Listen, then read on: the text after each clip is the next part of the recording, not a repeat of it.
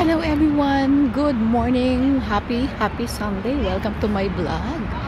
Kalalabas lang po natin or kabababa lang po natin ng bus from my place, and this is the Burj Khalifa Dubai Mall Metro Station.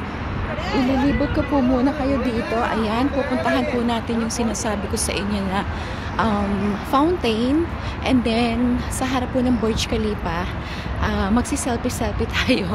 Since maaga pa naman at hindi ko pa rin po alam ang schedule ng aking kapatid, ang sabi niya kasi is panghapon siya, so vlog po muna tayo.